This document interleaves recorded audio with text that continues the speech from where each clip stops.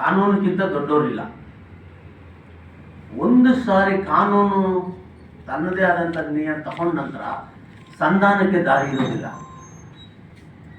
ನಾನೇ ಒಪ್ಕೊಂಡ್ರೂ ಸಂಧಾನಕ್ಕೆ ದಾರಿ ಇರೋದಿಲ್ಲ. ಆಗ ಏನು ಅನ್ಯಾಯಕ್ಕೆ ಗುರಿಯಾಗಿದೆ. 6 ತಿಂಗಳಾಯಿತು ಸರ್, ಮಗು ನಾಮಕರಣ ಮಾಡಲಿಲ್ಲ. ಎಷ್ಟು ನೋವಾಗುತ್ತೆ ನಮಗೆ.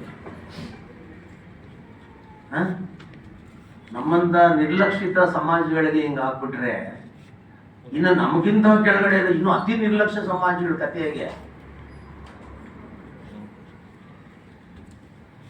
ಸಮಾಜಗಳಿಗೆ ರಾಜಕೀಯ ಶಕ್ತಿ ಇಲ್ಲ ಅನ್ನೋ ಒಂದೇ ಕಾರಣ, ಆರ್ಥಿಕ ಸ್ಥಿತಿ ಇಲ್ಲ ಅನ್ನೋ ಒಂದೇ ಕಾರಣ, ಇವರು ಬಡವರು ಅನ್ನೋ ಒಂದೇ ಕಾರಣಕ್ಕೆ ಈ ಥರ ಪ್ರಕರಣಗಳೆಲ್ಲ ಮುಚ್ಚೋಗ್ಬಿಟ್ರೆ ಮತ್ತೆ ಸಂವಿಧಾನಕ್ಕೆ ಏನು ಬೆಲೆ ಇದೆ? ಈ ಮದುವೆಗೆ ಅಬ್ಜೆಕ್ಷನ್ ಮೇಲ್ಜಾತಿ ಕೆಳಜಾತಿ ಇರ್ಬೋದಾ? ಅದು ಅವ್ರನ್ನೇ ಕೇಳಿದೆ ಸರ್. ಅವ್ರು ಹೇಳೋದು ಒಂದೇ ಪಾಯಿಂಟ್, ನನ್ನ ಮಗ ಒಪ್ಪಲ್ಲ ಅಂತಾರೆ ಸರ್. ಹಂಗೆ ಲೆಕ್ಕ ನೋಡಿದ್ರೆ ವಿಶ್ವಕರ್ಮ ಸಮಾಜ ಯಾವುದ್ರಲ್ಲಿ ಕಡಿಮೆ ಇದೆ ಸರ್? ವೈದಿಕ ಪರಂಪರೆ ಹೊಂದಿದ್ದಂಥ ಸಮಾಜ ಇದು.